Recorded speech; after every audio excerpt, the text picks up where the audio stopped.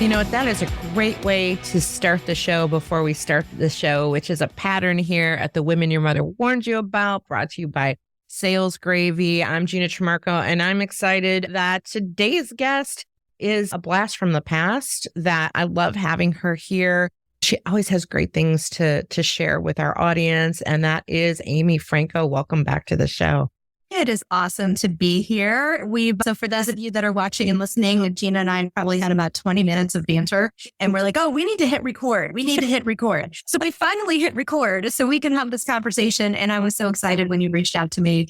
I think I scheduled time on your calendar like 10 minutes after you emailed me because I was super excited to be back. So thank you for having me. Awesome. That's all. You're so welcome. And, you know, I did forget this. I did at one point offer you the opportunity to co-host this show with me on a regular basis when I was interviewing co-hosts.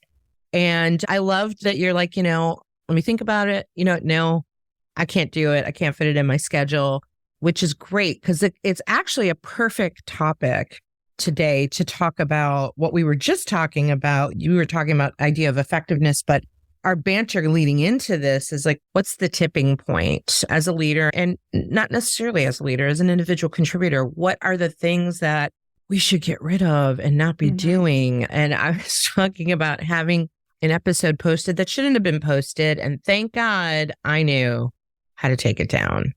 I know enough to run my own little business within my Sales Gravy world to do all the things, but I also can't do all the things. So I have to know where I'm most effective and how I delegate that. So let's tip it off with all of that. Yeah. So I had forgotten about that we had that back and forth conversation about potentially co-hosting. And now that I think back on it, I do remember being like, oh my gosh, this would be so much fun. I would love to do it. But then that's the emotional side of me that sees that opportunity, and I love a great opportunity, and I knew it would be great and a lot of fun. Then I had to take a pause, and so kind of thinking about your own processes and how you make decisions. Like, all right, let me sit with this for a day or two or whatever the time frame was, a short amount of time, so that I could really consider, is this a fit? Is this something that I can fully commit to? Because for those of you that have never produced a podcast or hosted a podcast, it's a full-time job. There's so much that goes into it. And then I realized, you know, if I say yes to this, I have to say no to all these other things over here. And so that's part of my own decision-making process where the rational brain has to kick in a little bit at the opportunity where my emotional brain is like, yes, let's do it. Then I really kind of had to take a step back and do a little bit more, compare, contrast, and then ultimately make a decision and communicate that. So I'd forgotten about that. Yeah, it took me a while to recover from your rejection, but well, thank you for still inviting me back. Look, you all look at her. She is fully recovered from that. And now she's running the show solo. Well, you know, again, you know, going back to making those decisions, and I love that you bring up the emotional and the rational part of like when we make decisions. And especially as salespeople, we sometimes have a tendency to be like, ooh, shiny thing, that's exciting.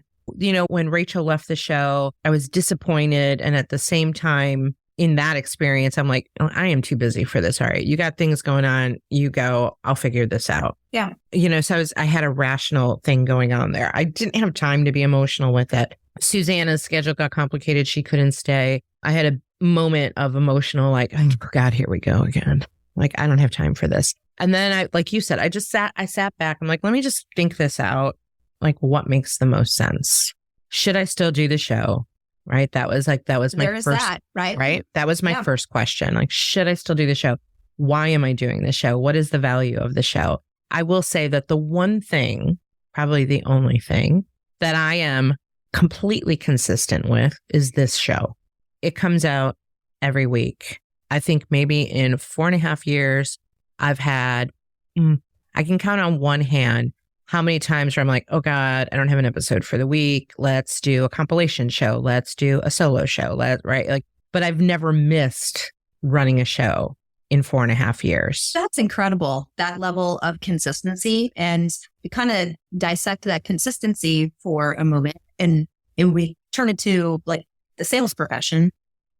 I would rather see my clients or for myself, I would rather see small, consistent steps over time that becomes really reliable versus, big jumps in activity and then it drops off, and then big jumps in activity and it drops off.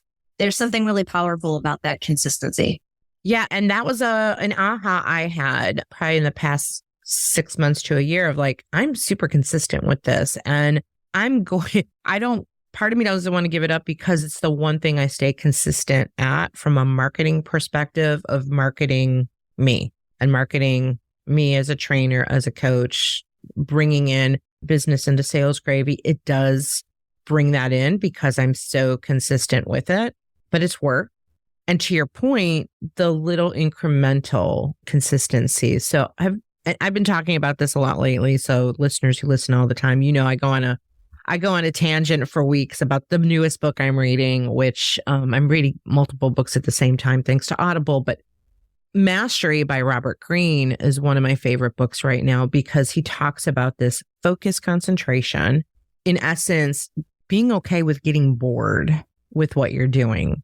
Mm-hmm. That's interesting. So think about that, like the repetition of like doing the same thing over. I'm like, okay, I've done this podcast for 4.5 years. It comes out every week. When I think about that in that lens that he talks about, like the repetition is boring. I'm like, but I'm really good at podcasting now, right? The mastery, I don't believe I'm ever going to fully master anything. It's the pursuit of, is my opinion. But when I listen back to some of these episodes, right, and I listen to every episode before they post, I'm like, I'm different than I was 4 years ago as a podcast host. I thought my interviewing was good 4.5 years ago. It's way better today. I had someone message me. They're like, you sound like this laid back radio talk show. But it came over time of doing this show consistently over and over again. Yeah. And I think I feel like with the consistency, I don't know what the right word is for it. It gets integrated into you so that where maybe something early on it feels clunky. It feels like, hey, I have a lot to learn here on how to, podcasting, selling, learning a new language, whatever it is. We're going to be not great at it, especially out of the gate. And then I don't know what the point, like how long that is that it takes you to get to that point. It probably depends on natural aptitude or skill or just passion for what you're doing. But there comes a point where you change and you're much more integrated into the skill. Mm-hmm. It's more natural. And then with that comes more confidence. And my guess would be maybe if you listen back, and I think about myself in my very first podcasts, feeling nervous, feeling like I would prepare and over prepare. And now I do a level of preparation for podcasts now. I joke, I'm a great podcast guest. I'm not going to create my own podcast, but I'd love to be a guest. But it's much more natural and it's more confident and it just is kind of integrated into who I am. So I imagine that anybody who's learning something new, you build that consistency. You're going to be bad at it for a while. And then you'll become good. You'll build excellence around it. It'll feel natural. It'll just be a part of who you are. Yeah. And then I think what happens is that plateau part of it. And I think in some cases, this is where people kind of go awry, right? Like you get past the clunky, you get consistent, you get good. And as you were talking about this, it reminded me of like the speech I would give every improv performer when I owned an improv theater, because it's the same process that you just explained. They would come in, and our performers came through a process of they would take classes with us. They would get to a master level of classes and they would have an opportunity to audition. And then they would audition, they would become performers, and then they would go through that kind of onboarding and orientation over time. We had a system in place for that. And I would give them all the same speech. I'm like, your first few shows, you're going to feel really nervous. You're going to be uncomfortable. You're going to compare yourself to the other performers on stage. You're going to be hard on yourself. You're going to think you're not good. I'm here to tell you you are good. Otherwise, you wouldn't be here. It's just until you work through, that's what's going to happen. I go, then what's going to happen is you're going to feel good and you're going to feel confident and you're going to be like, I got this. And that's where I want you to be careful, because in almost every scenario, every performer would go from confident to cocky. And they would go to this cocky zone where it's like, I'm so good. Look at me. Da. And the cockiness is where they would start to have hiccups. They would become overconfident and then they would have several bad shows. I said, so it's going to happen. You're going to actually go from confident to cocky. You're going to have a lot of bad shows in your cocky stage because you became overconfident.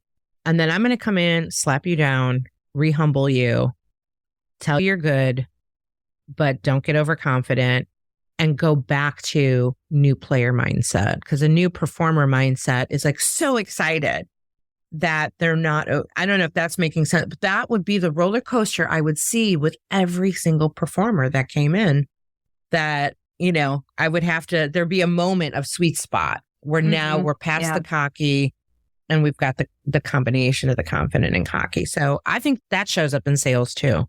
Oh yeah, absolutely. I want to say, Jeb had a good phrase for it. I think he calls it like relaxed assertiveness. Yep. Mm-hmm. And relaxed assertiveness it's inviting, it's approachable. There's a confidence to it, but it doesn't tip into being arrogant or cocky. Yeah. When you get into that zone, then you kind of start to repel people. Probably it's figuring out where the sweet spot is. Like, okay, I'm at this point where I do have a level of confidence. I feel like I have a lot of value to add, but what can I do to keep that fresh mindset and to still be that beginner? Kind of that self-awareness of catching ourselves before it tips into the arrogance piece of it. And how can I maintain a little bit of that? Just that, like the fresh eyes was in the mind of a beginner, all things are possible. And in the mind of an expert, only a few, that type of thing. Yeah, exactly. And I think it's a challenge for us as individuals, or I'm just speak for myself. Sometimes I don't see it. And so having self-awareness and self-actualization to be able to get there, I think that takes some practice too. So what I've seen from a leadership standpoint is leaders can see it happening, but then don't address it necessarily. And I think that would be super helpful. It's one thing to be self-aware and to notice it for yourself, but wouldn't it be great if someone could like tap you on the shoulder and say, hey, I want to talk to you about something. Well, what are your thoughts on that? And have you seen that happen where there are leaders that have that opportunity but don't do it? Yeah, this reminds me of a podcast that I was actually listening to a couple weeks ago. It's called The Science of Success. And it's one that I've really enjoyed over the years. And there was an episode, and I'm not going to recall who the guest is, unfortunately, but it was a conversation about awareness. And there is what you're sharing here. There's internal self-awareness that comes from self-reflection and taking a look at ourselves and taking time to reflect. However, somebody does that. And then there's the outside awareness, kind of the outside in awareness, where somebody taps you on the shoulder and says, hey, you're doing really well at this. So let's figure out how to keep doing it. Or, hey, maybe there's something we need to talk about here. Let's talk about what could be done differently in future. And the combination of the internal self-awareness and the external self-awareness, and also choosing people that you trust to get that feedback from. Not all feedback is valuable feedback, but from our leaders, if they're well respected, we have a good relationship with them, that's exactly what they should be doing, is tapping us on the shoulder, either way, whether it's positive or it's something more constructive, but just being mindful of who we get feedback from. Yeah, you know, I know you do too. I coach a lot of salespeople through Sales Gravy, right? Through our coaching program. And a lot of our clients often don't have the sales leadership and support. And that's why they sign up for coaching, because they want someone to do that. So it's unfortunate, but reality that there are not always going to be leaders who are going to tap you on the shoulder and have that conversation, or they tap you on the shoulder to tell you what you're not doing well. And I'm not big into, I always want to look for improvement, but I've done a lot of research lately on building confidence. I did just create a course on selling with confidence. I know you've done that. You've done some of that work too. And in that research, you know, I've stumbled on how important it is to seek positive feedback, because we are already so hard on ourselves about what we could have done better. And we don't give enough attention to what we really do well and how we can continue to like strengthen that, exploit that. And so you're going to have leaders that are going to be like, hey, here's what you haven't done for me lately, or here's what you've done wrong versus the positive feedback. So if you end up with that kind of leader, what are your thoughts on how you get that external feedback that is a little more positive? Yeah, that's a really interesting question. And I'll first start with, so when we were talking before we started recording, we were talking about Sales Grady University, which it was a lot of fun. I was at the Sales Grady studios back in April and recorded, I think, a day and a half straight, which was awesome. But also, I think I needed a couple days off after that. But one of the topics that I talked about was this idea of having to trust yourself. If you are going to be someone who is trusted to somebody else, a client, a peer, maybe somebody that you're coaching, there's a level of self-trust that we have to build. And it's one of those things you have to keep building it. It's like building your investments, building a bank account. It continues to earn interest over time. Building that self-trust, we have to continue to put the effort in to build self-confidence, self-trust, and continue to feed into that. To answer your question, if I'm not getting that type of feedback from my direct leader, there might be a couple of options. You mentioned one, which is don't let that stop you from going out and hiring your own coach.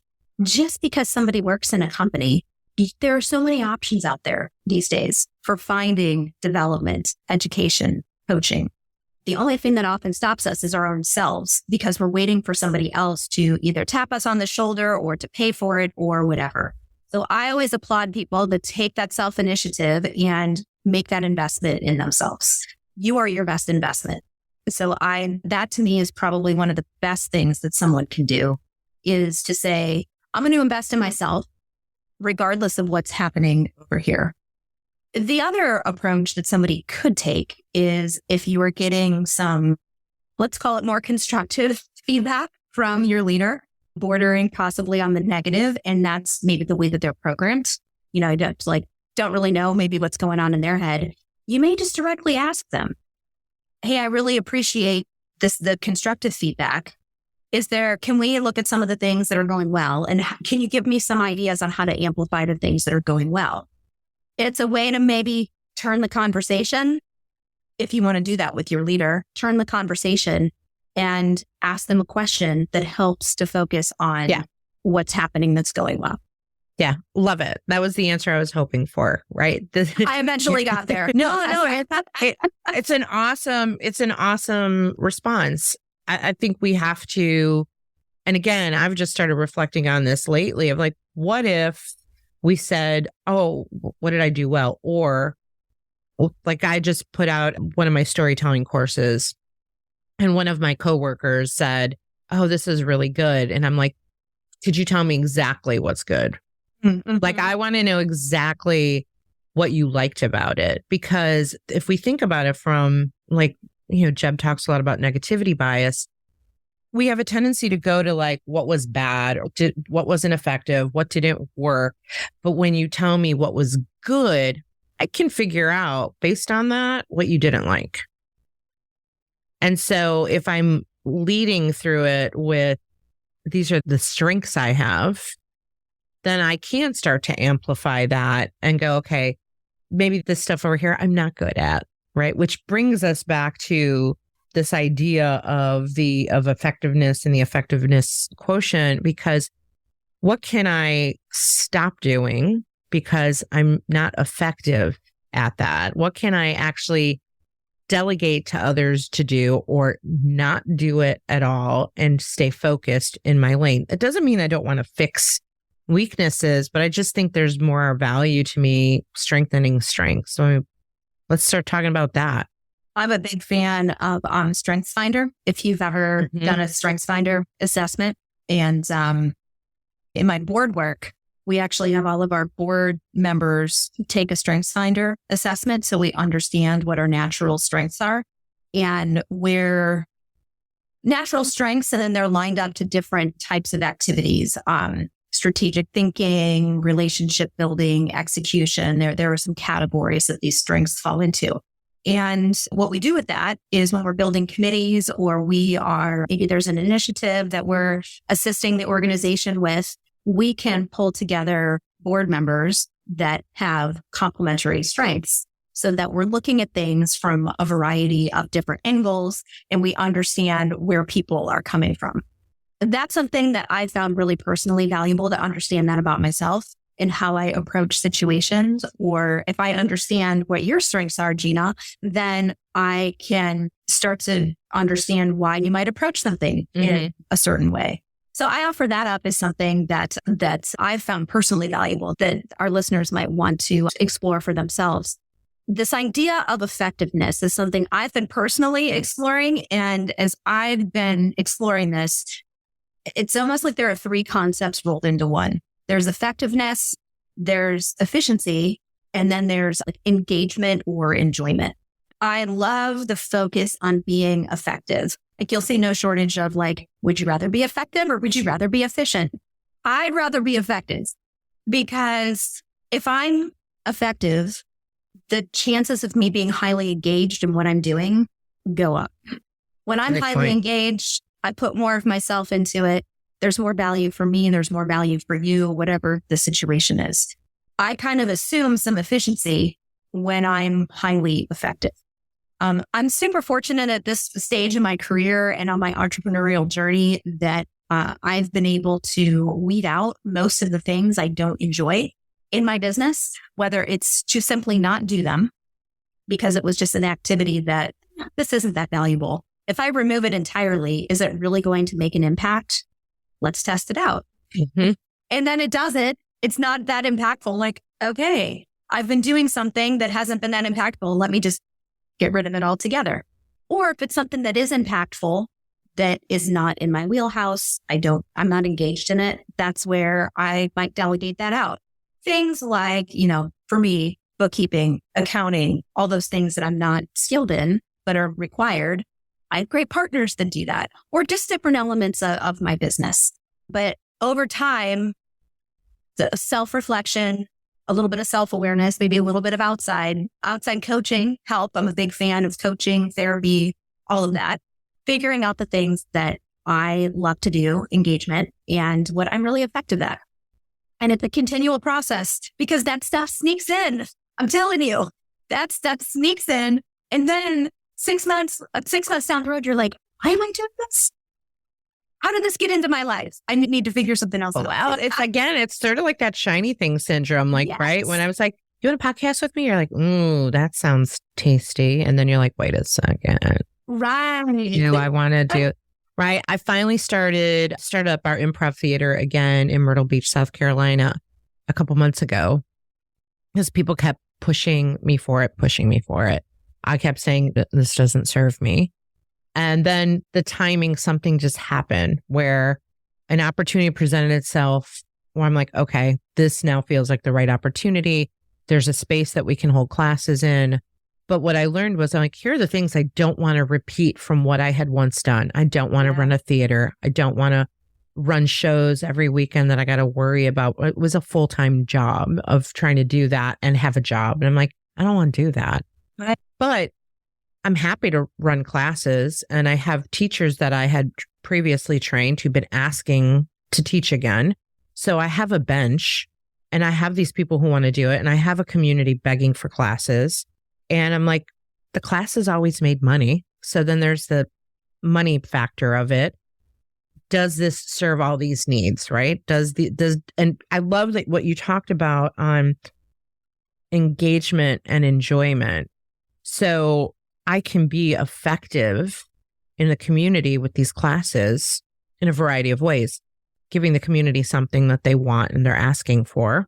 Also giving back to me, because once I started promoting classes again, people just started organically reaching out to me about, hey, can we talk to you about improv for our business?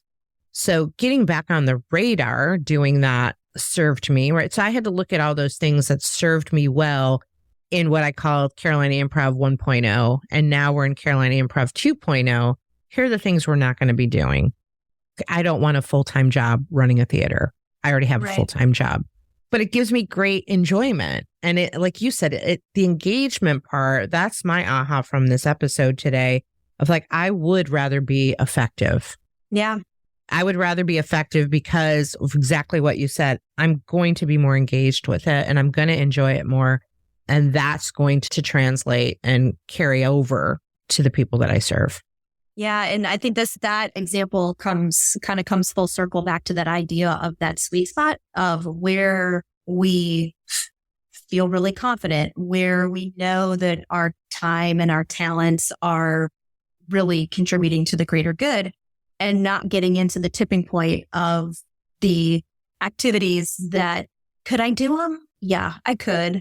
But then you start to get this whole list of activities and they can be time consuming, energy draining, all of that. And then you start to get into, it just kind of starts to feed itself on a vicious cycle. But I feel like it's a constant fine tuning and awareness of it's like a filter of what activities am I allowing in and which ones what can pass through the filter and what shouldn't. Yeah, exactly. And I think that's sort of the cool thing about constantly checking in with what you are doing. Because are you doing the same things over and over again because maybe they worked before or they gave you joy before, but are they still working? Right. Yeah, exactly. My ability to step away from having a theater for 3 full years, I am so different 3 years later, but I also have a different lens that I didn't have when I was in it. I couldn't see, I saw it, but I ignored it. How about that? Right. Like to your point, I'm like, God, I don't want to do this. I don't want to run a show. I don't want to schedule people. I don't want to have to worry about the customers who are buying tickets. Like, tourists still call my cell phone. Like all summer, my phone blew up and it's the first time in 3 years, which was also an interesting indicator that people are really, truly back out traveling to tourist towns, because I got so many calls on my cell phone. Do you have a show tonight? And I'm like, no, we don't run shows anymore. But that was also a testament to the value that we brought to customers, that they're still calling and they're calling my cell phone looking for a show. And part of me is like, I want to do it for you. And I'm like, no, I don't want to. That right there is a big point. And I didn't mean to interrupt you. No, good. Thank you. A big point, because that's where I think you mentioned it earlier, the outside, like, oh, you should do this, or, oh, have you thought about this? And then you start to get that outside pressure, and then it can go, then it comes through the filter. And all of a sudden you're doing things that you don't want to be doing. Exactly. Yeah. And I look at my business pretty continually now and look at each of my projects, my clients, the things that I'm working on, and just a little check-in that says, do I still feel really good about this? Am I doing this for the right reasons? Do I have a lot of engagement and enjoyment in it? And for me, there is a financial aspect to it. There has to be financial benefit, not just to me, financial benefit to me, yes, but financial benefit to the client or to whatever the situation is. So there are different elements that go into my decision-making. And I can say, when I look at my client list, my sweet spot is somewhere between 5 and 10 clients a year of just varying degrees of intensity. But I work with anywhere between 5 and 10 clients a year on everything from sales strategy to sales skill development. Those are my lanes. I love them. I'm still excited by them. If I get requests that are outside the lane, I really have to figure out, is this something worth coming through the filter? Or kind of your story about the shows. No, I don't do shows anymore, but here are 2 or 3 other people that you can call, that type of thing. Yeah, exactly. And that is what I do. Here are your other options. We don't do that anymore. It's just not who we are. It's interesting. You talked about, like, you look at that.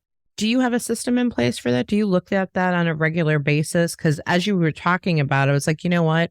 I should get into a pattern of, maybe it's a quarterly personal review of all the things I'm doing, working on, people I'm serving. Like, even over time, I know the type of person I want to coach and the type of person I don't want to coach, who I want to train, who I don't want to train, the things I should be doing to sell and the things I shouldn't be doing to sell, what I'm good at. What's your system for checking in on yourself? Yeah, I like your word pattern. I would probably use pattern more for myself than system. I can't say that I have anything that's really like systematized step-by-step process for doing that, but I do have, I'll call it a pattern of sitting down periodically. It might be once a month. It might be once a quarter. It can be while I'm working on an opportunity, like to really qualify it. You know, it's kind of like the classic qualifying the opportunity. Is it worth pursuing? So there are probably different points that I do it at.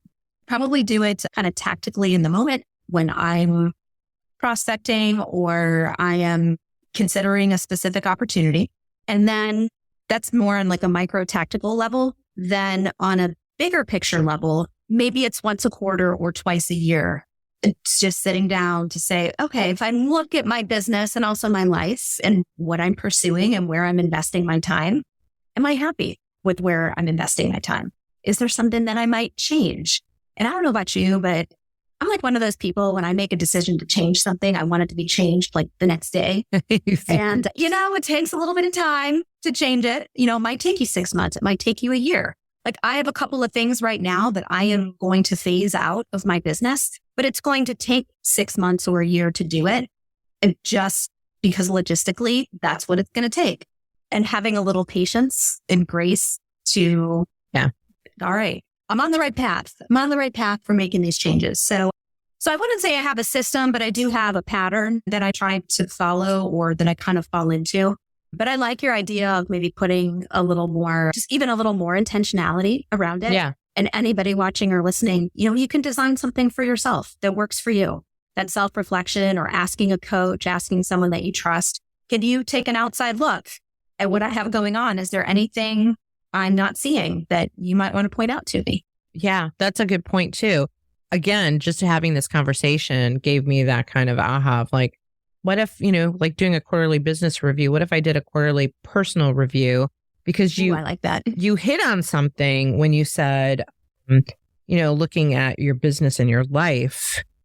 I think you have to look at that life aspect too. Oh, I've seen this, and especially the older I get, and I'm closer to retirement than I am to college graduation. So I start going, are the things that I'm doing professionally lining up with where I want to go personally?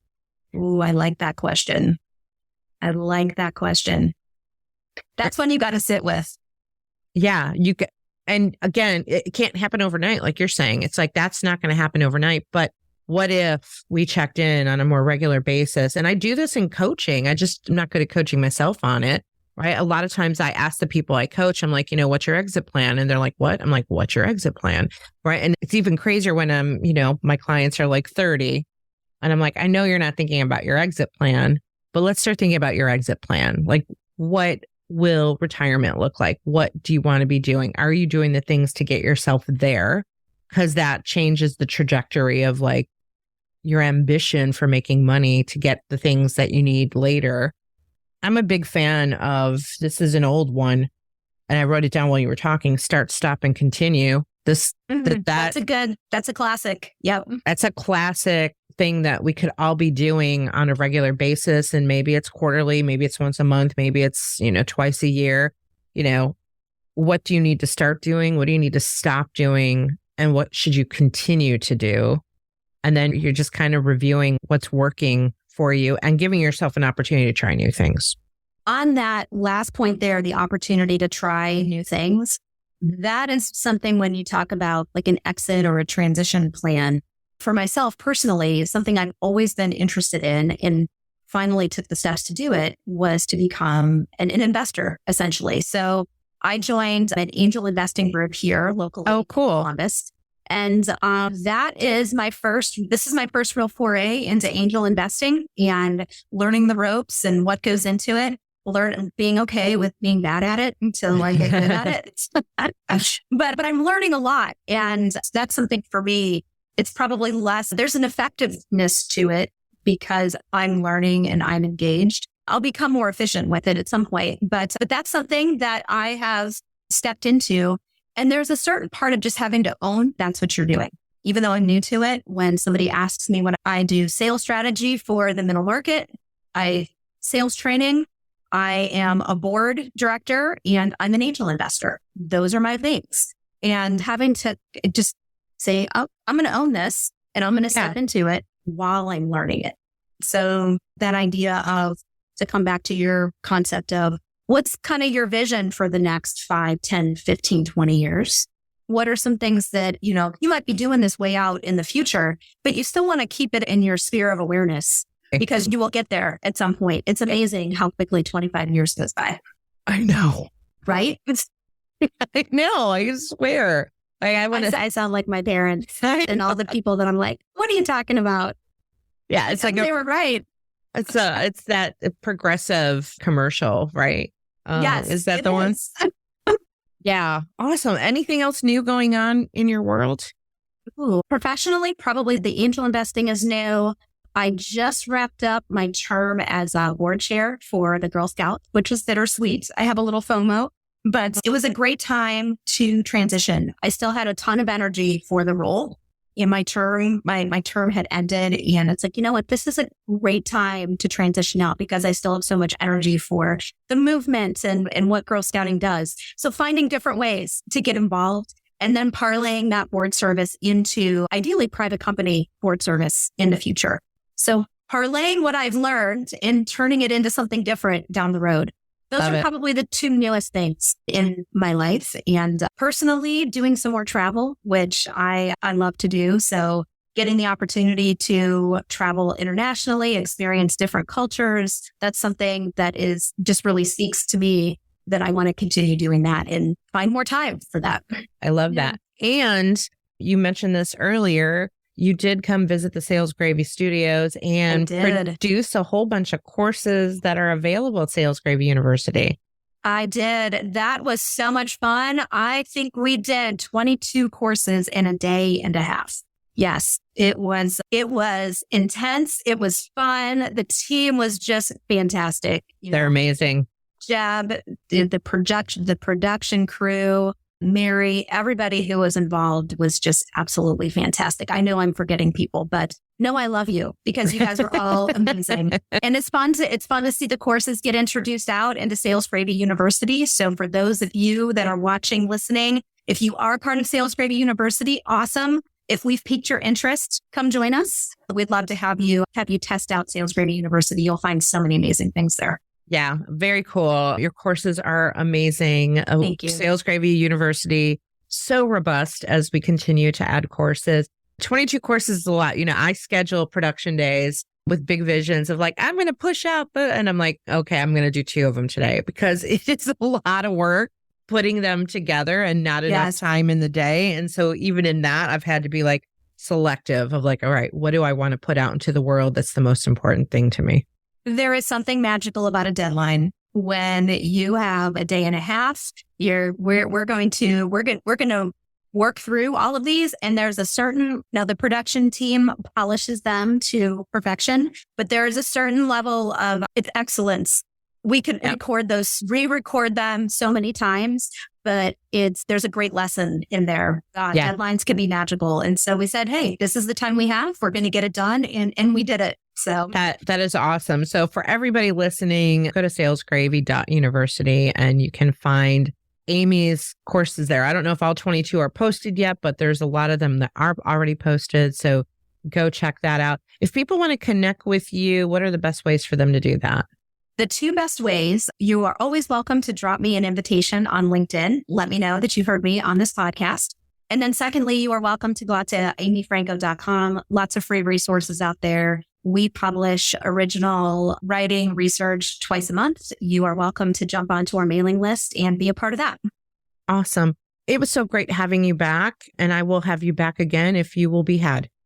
I would love to. And thank you for reaching out and offering the opportunity. This was so much fun. Always. Well, listeners, it's time to end this episode of The Women Your Mother Warned You About, brought to you by Sales Gravy and Sales Gravy University with the amazing Amy Franko. And we will put all of her contact information in the show notes. So check that out. And you can also watch this episode on YouTube. So go check that out. We both got up early to put on makeup and do our hair. So at least watch it. And we feel like it was worth getting up early. Yes, we did. Awesome, everybody. We'll see you on the next show.